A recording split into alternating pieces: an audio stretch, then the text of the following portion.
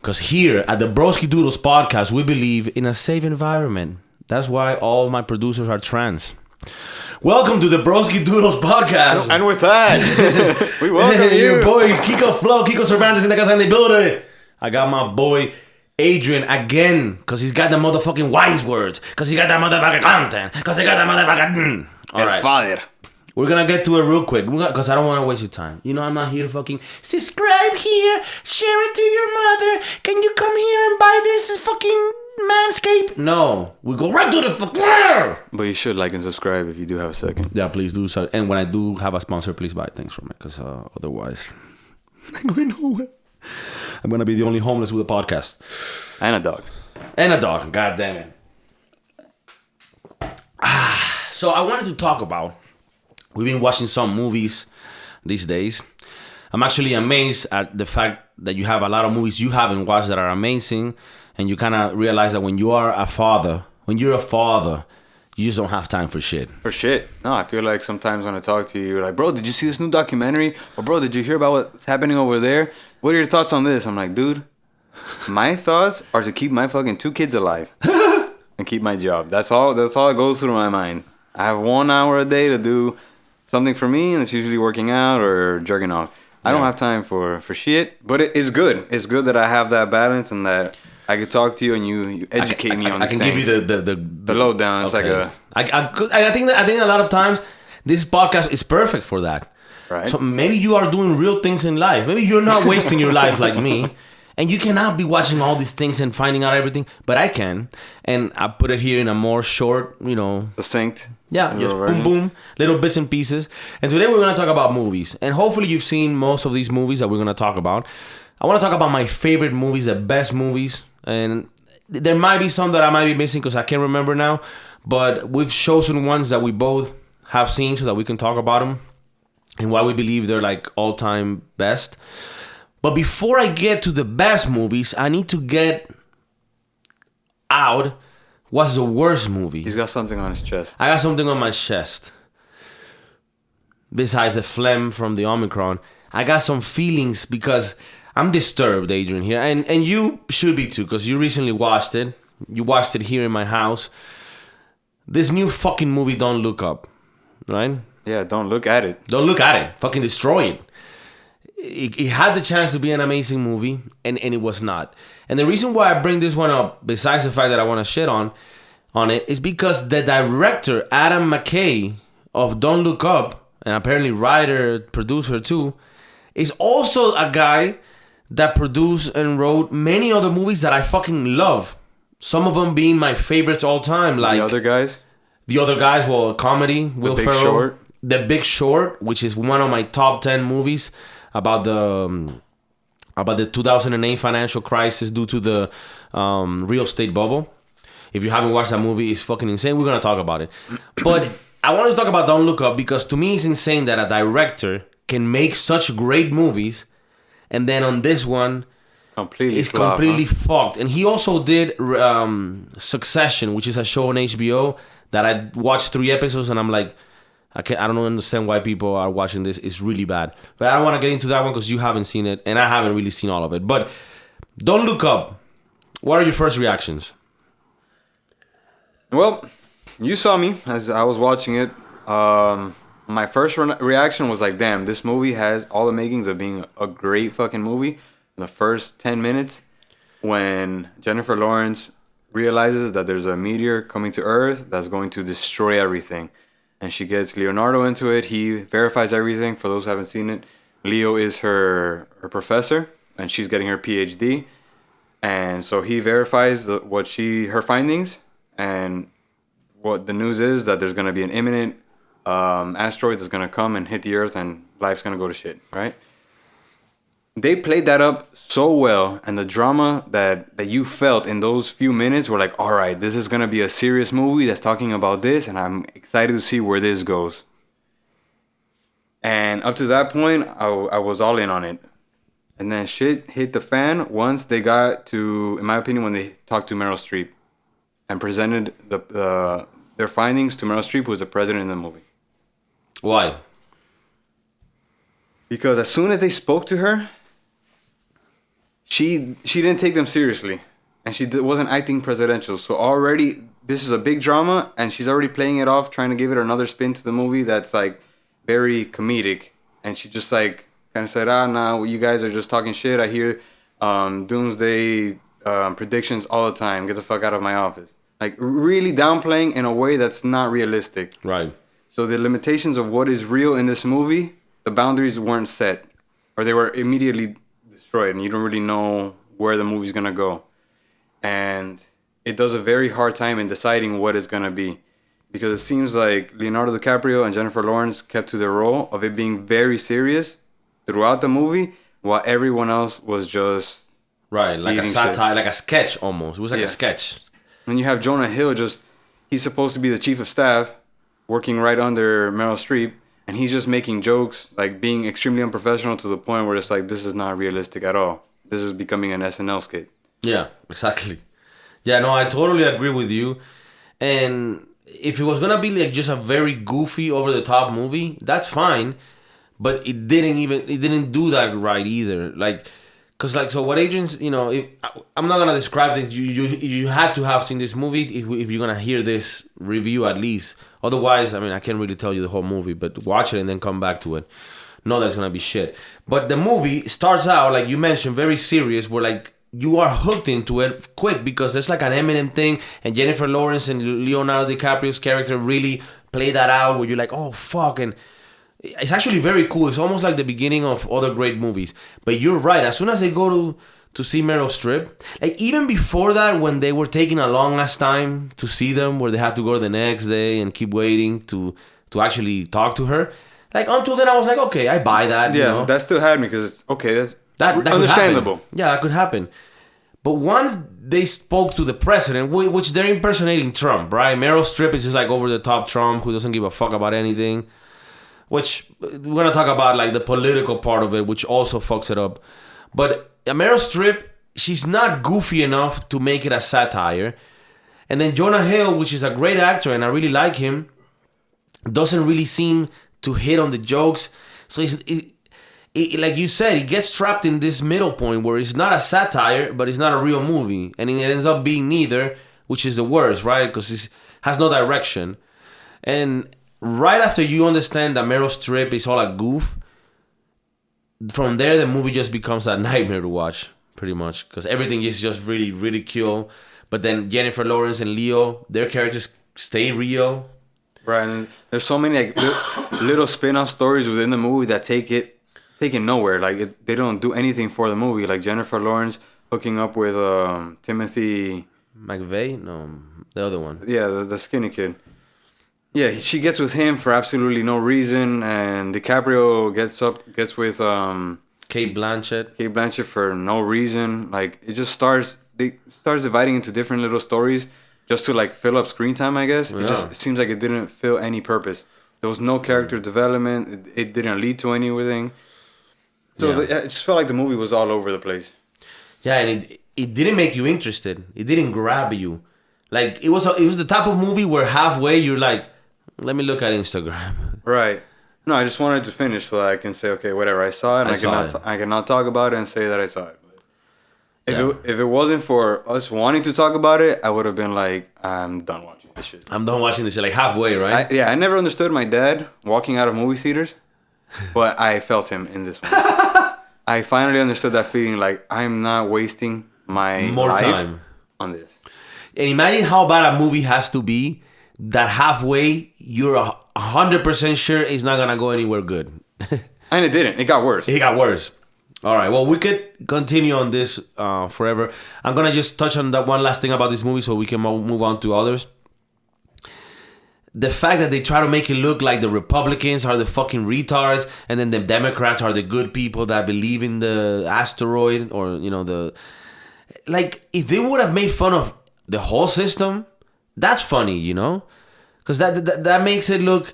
And Adam McKay did a movie where he kind of threw dirt on the Republicans on that movie Vice, but it didn't bother me. I felt that the movie was so good that if it was a little biased, it was fine, Well, yeah, Cheney was also not the easiest person to. Right, I mean, Cheney's not like a fucking, he's not a model fucking human being. So. But But the fact that here they try to like very elitist, like Hollywood, like the fucking Republicans are so dumb, and it's like, man, that's just.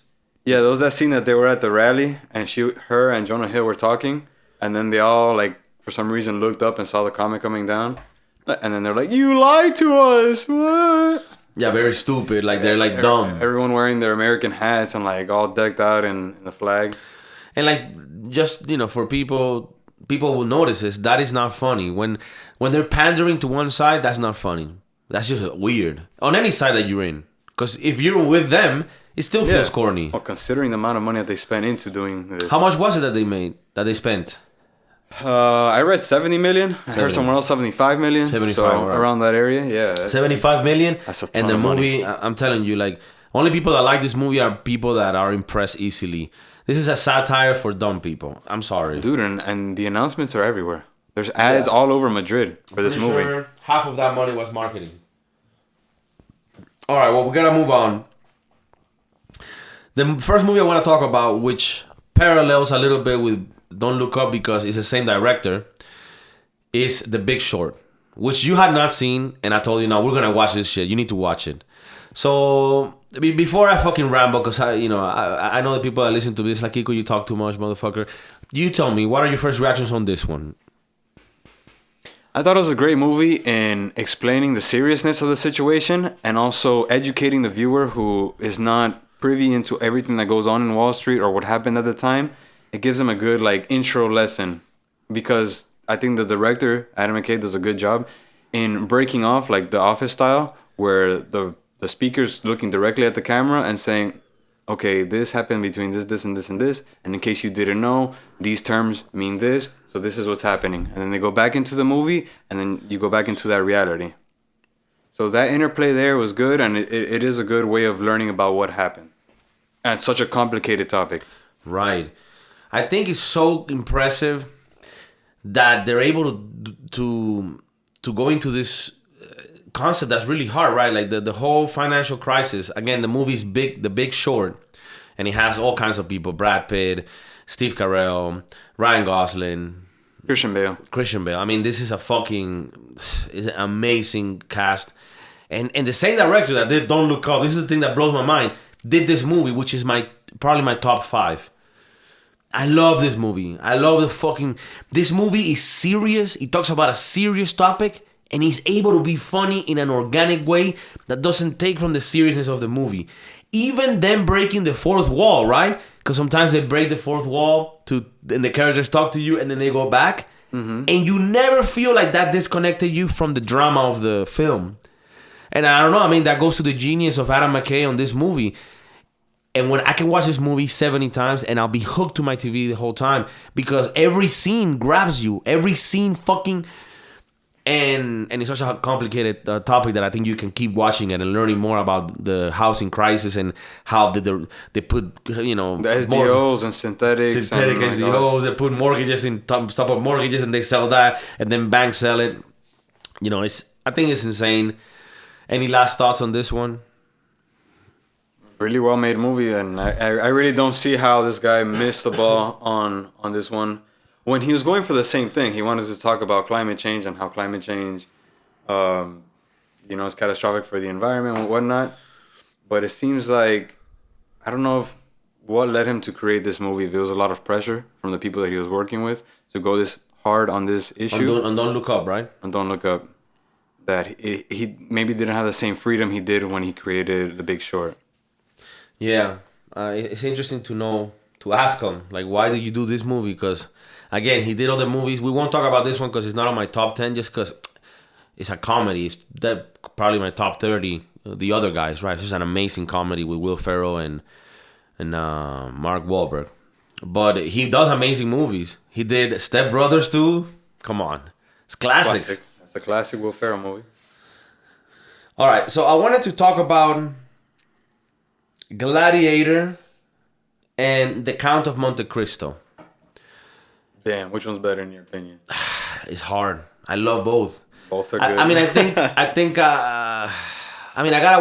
rewatch Count of Monte Cristo because I've seen Gladiator again more recently.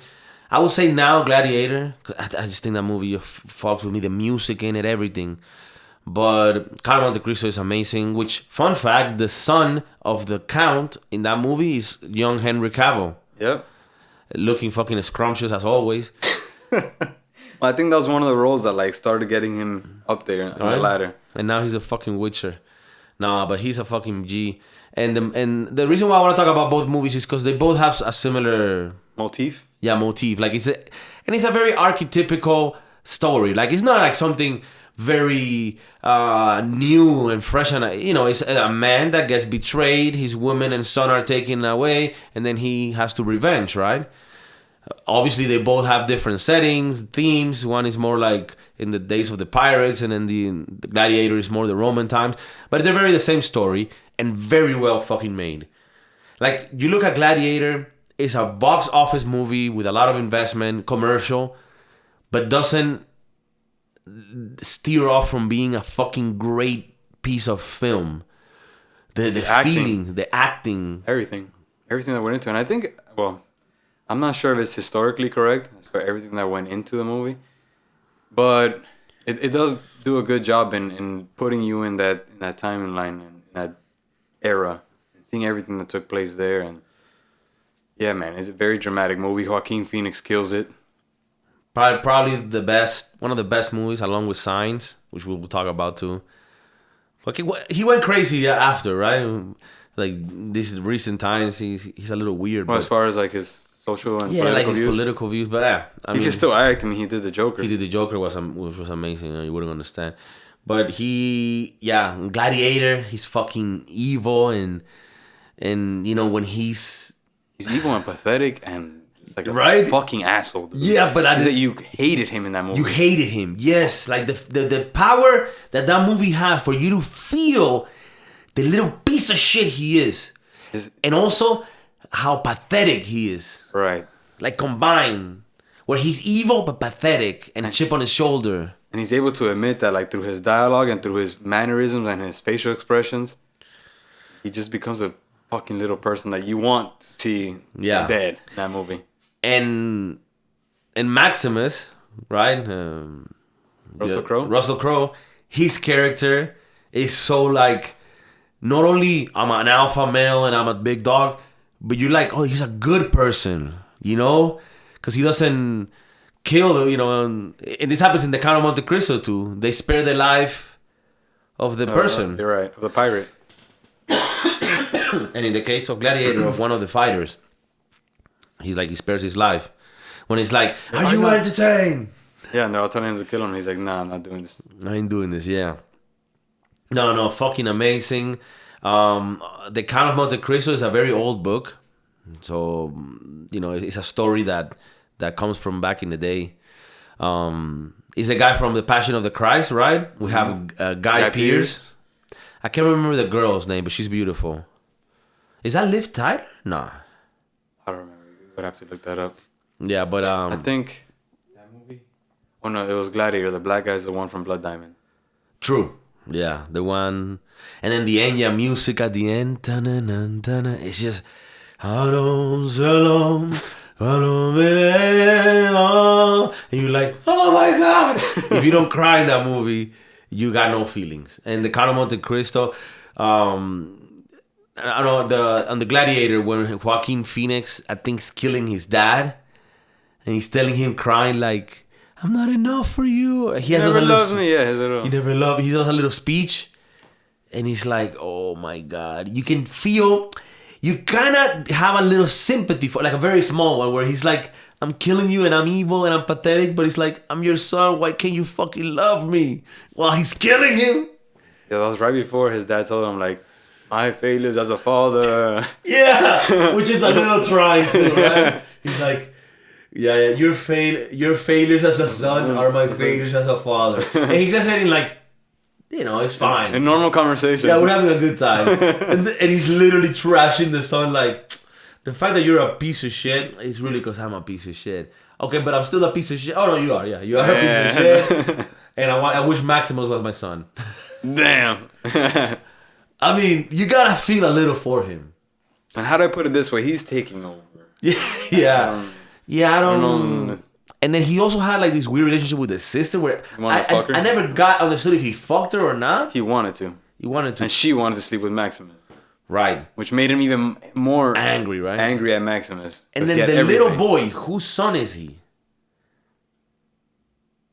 Because he always says Uncle, whatever, Uncle Phoenix, right? So I think Maximus his dad? I don't know. Didn't she have a husband? I don't remember. Gotta rewatch it. I remember. Or maybe that's motherfucking Joaquin Phoenix fucked her. Damn. Or Yeah. maybe that was Russell Crowe behind the scenes. But they did want to fuck. But Russell Crowe kept it real. He's like, no, when I die, I'm going to meet with my girl again. Oh, that scene, right? When they burn and rape him. Yeah, that's rough. He's rushing back over He's there. rushing back to his fucking villa in Spain. Just sees them hanging there. Yeah. No, that was... If you haven't seen that movie, I mean, I hope none of you have. But if you haven't, you have an opportunity. Any of these movies that we're mentioning today, you need to watch them if you want your life to continue growing inspirationally. All right, let's move over.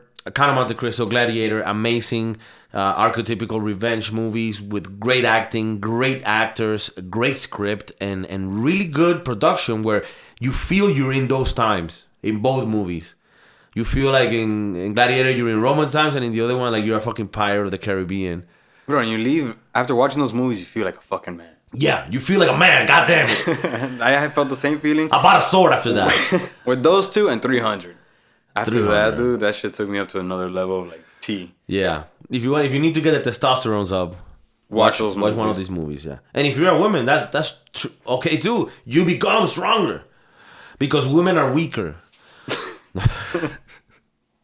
Okay, I want to touch. Let's go a little bit more on the funny side. All right, we could do that. Wolf of Wall That's funny. Street. Well, I consider it a comedy. It is. Yeah, on all intents and purposes, it is. Would you put that on your top 10 too? Top 10?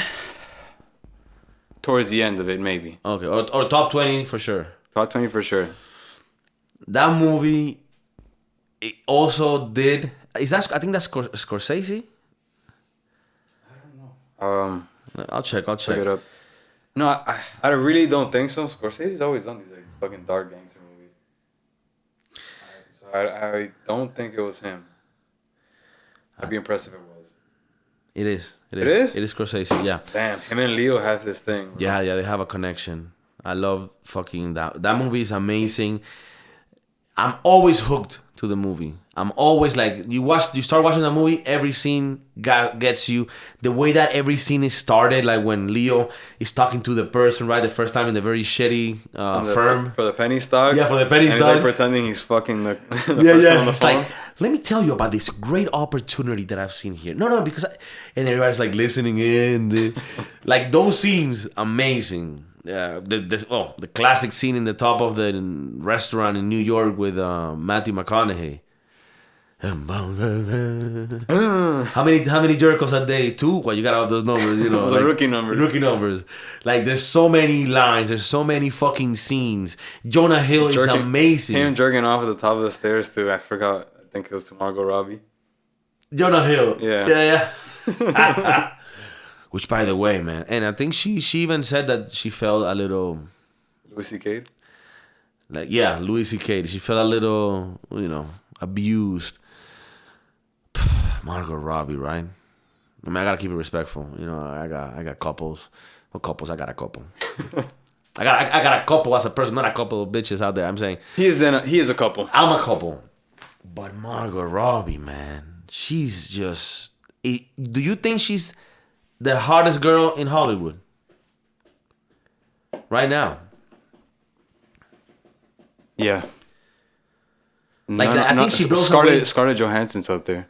Okay, I guess there's also like people's taste. They're There's up Scarlett there. Johansson, because like I think Megan Fox is not even, and she's but she's not. She here. was. She was, yeah. Now I think Margot Robbie. Dude, I like Hilary Duff, man. I get a lot of shit for her. Oh, Hilary Duff to is me, super cute. Yeah. And today, and you know what makes her even cuter? The fact that she's a married woman. Well, that part is a little annoying. But she's got kids, and she's like, she didn't go into drugs, and she looks right, good. she did it right, dude. She did it right. She's like a good woman. God damn it, she's a... thoroughbred American woman. No, but she's really pretty. But okay, but Margot Robbie on this movie, amazing. Yeah, absolutely. Amazing. She kills it. Apparently, that scene where she's showing the pussy to Leo, the puss to Leo, and Leo's like, and she's like, "You want this, papi? You want this?" Which was a fucking that scene, you know. It's getting me hard thinking. Yeah. And she said that in those movies, like people filming, there were people in there, and she didn't feel comfortable, and that she was naked. Oh damn. There's a very famous scene, Michelle Pfeiffer, on this movie with, where she has also opened her legs. She felt uncomfortable. Lethal. She's apparently she had to be naked. I don't know. She didn't say that. I think she looks at it more like this is part of the job, and right. That's it. Well, she should tell Margot Robbie that. But I don't know how she signed up for. I mean, I'm pretty sure she got a lot of money for it, and she's being hired to be the hot chick there. Yeah, you're getting paid $100 million. Come the fuck down.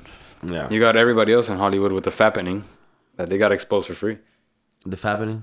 You don't hear about the fappening? A while back, must have been like 10 years ago, where like all of the photos and videos leaked of all these famous celebrities that had all like shared their shit on the cloud.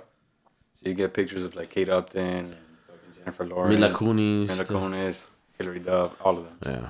Whoever had any little dirt on their phone got exposed, so they called it the fappening. Okay. And she didn't. Cool. Margot. Oh, I don't know. Okay. It might be. Okay. We'll do some research later. Well, Wolf of Wall Street, amazing movie, amazing story. I mean, Jordan Belfort, you can see him on YouTube now. And he's actually seems like a cool guy, you know. But I think Leo Leo to me... Yo, I gotta see it. You gotta take a piss? Go take a piss. To me, Leo, straight up the best actor that I've ever seen. Like, except for this fucking movie, Don't Look Up. Everything he does, he just kills it. He has this fucking way of getting to the characters. We're gonna talk about Django next. And in Django, I mean, there's this comedian, Roy Woods, who says that Leo DiCaprio is like the biggest, like black ally, because to be a white villain in a slave movie, you gotta have balls to do that, right? Because Leo DiCaprio is saying strong words in the movie, but you cannot really make a movie about slavery without showing that evil white man, And with Django, I mean, all the actors there, right? You have Jamie Foxx, you have that German guy that I can't remember his name, Place, the guy that does the main character. He's a really good actor in his own right. Yeah, he was in like Inglourious Basterds, right? Yeah, I think he won an Oscar. Yeah, he's amazing. But that movie, oh my God, Django. I mean, in Tarantino, I'll be honest with you, there's some Tarantino I like Once Upon a Time in Hollywood, which Leo also works a lot with Tarantino. But not every Tarantino I love. But this movie, Django, I think it's probably his best film. In my opinion, I think that's his best film. What do you think about Django? Leonardo's best film or Tarantino's? Tarantino's. Yeah. I don't like too many Tarantinos. At least I didn't like the Once Upon a Time in Hollywood. Okay. I liked it until it got to the end, where it just like went completely ridiculous. Right. With the chick with the flamethrower and just like started killing everybody. I was like, all right, you lost me here. But I guess it's a play on what happened with Marilyn Manson. Yeah. Oh, Charles Manson. Yeah. Yeah, Marilyn Manson. Now he's on some other shit now, right? Like on some Me Too. Yeah. No. But Django was amazing. The whole scene with Leo with the skull. Yeah. Dude, his performances in some movies are just out of insane. World.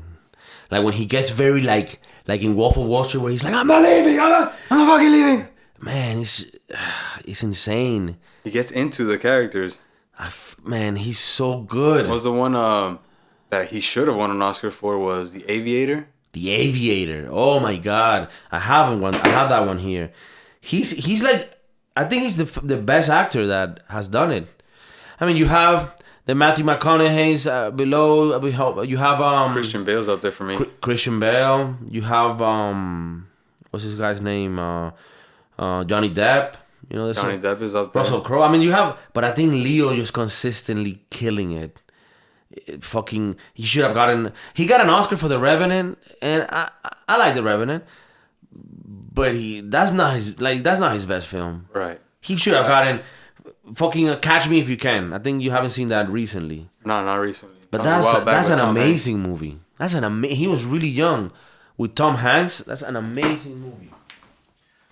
Just give me a second here. No, he definitely should have won way more Oscars than he has. I think when he won it, his thing was like, "Oh, finally," or "It's about time," or some shit like that. I think it was justice for the other movies he did. Right, and everybody knew at that point, and I think that's why they gave him. He did a great performance there, and they're like, "You finally have it. Yeah, You deserve it. you deserve it." Yeah, but I think he shouldn't.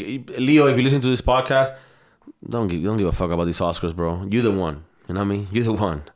And talking about the one, Watch he wins an Oscar for this last one. Don't look up. oh fuck, then you know the whole system is fucked.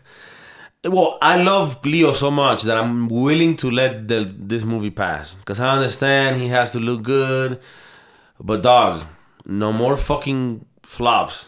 You gotta bring it. Well, I wonder how much of a voice he had in it, since it's all about the parallels to climate change. I think a lot. Probably had And I don't know.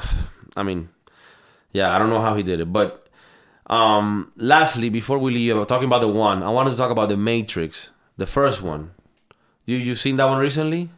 Recently, no, but You liked it? yeah, of course. I watched it 2 and 3, which were bad, and then I hear the fourth one that just came out is fucking just like a woke train, super annoying, not good enough. Well, not good at all. But the Matrix 1, which was made by the Wachowski brothers, who are now the Wachowski sisters. So, yeah. That movie was amazing. At the time, 1999, The graphics were sick. for the time, it was amazing. It holds up today. You watch that movie today, everything holds. And I think that the trick that they did with that one, and I've mentioned this on the podcast before, is that they didn't overdo the CGI. They kept the world contained in a way where you had to imagine some of the things, and then the things that they did show, the technology was good enough to show it. Which I think they did an error when they went to the second one and the third one. They wanted to expand that world, but the technology wasn't there, and it looked like it ages horribly. The CGI fell flat. Bro, but horrible. It looks like a bad video. It looks like a PlayStation 1 video game at times. Damn. When like there's this scenes where like Neo grabs one of the agents, and then he's like using it as a bat to like hit the rest of the agents, and that whole thing looks Tacky. completely fake. Yeah, and it's weird because at the same time they did Lord of the Rings, which I recently watched, the trilogy. Not my type of movie, but the graphics were amazing. They still hold up. So I'm like, maybe they had a different studio. I wonder if The Matrix was one of those movies that should have been a standalone and was thought to be a standalone, but after the box office success that it was, that the brothers were like, okay, let's keep this train going. Yeah. Let's add story. I mean, I guess I understand that there's a pressure making money, but I don't know, man. Like, I think like either leave it as it is, or if you're gonna make more Matrixes, make them what they should be. You know, like actually study like a story. Like you could tell they just put stories like, you know, chumped up, kind of like what they did with Game of Thrones.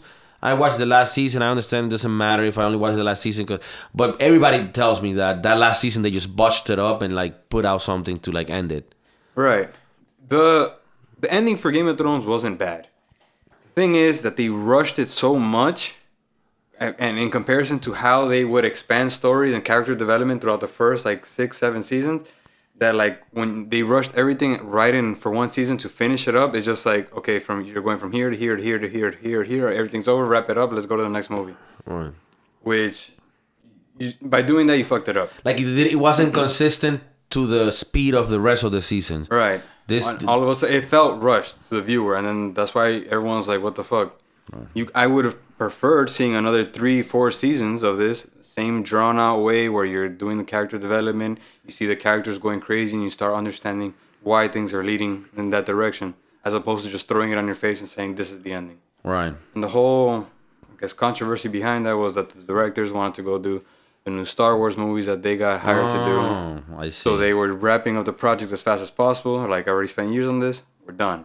They went to Star Wars, but I think once they got the Star Wars gig, they saw how bad they flopped with Game of Thrones, and then they got dropped from the Star Wars thing too. So they fucked up 2 franchises. Right, yeah. Man, it's so sad how a lot of movies and series that have a lot of great potential get fucked. But that's why we praise even more the ones that do it right, that do good movies, that can really stand the test of time. We're gonna have another episode with movies because there's movies that's still on my list that we couldn't go through. And we'll probably make it a little longer so that we can dive deeper into them. But I wanted to throw some out there so that you can, know what are my favorite films and what they, bring to me. Really watch them because these are amazing movies that you're gonna really be fulfilled and be a greater person after watching them. Once again, Adrian, thanks again for talking the shits. Absolutely. Have me every week. All week, dog, and we're gonna keep on having him. I'm not letting him go. Broskiedoodles, I love you. As always, your boy KIKO Flow. As I've been mentioning on the last episodes, I'm back. 22 is the year, and I'm gonna keep bringing them episodes in. I was sick for a few weeks, and then I had a lot of family coming over on Christmas, so I was off for a bit, and I do apologize because that's not who I am. But thank you for staying there, for listening. Subscribe, share the fucking thing, like it on the iTunes, on the Spotify, and have a wonderful, wonderful fucking day. I love you. Peace. Fuck her out.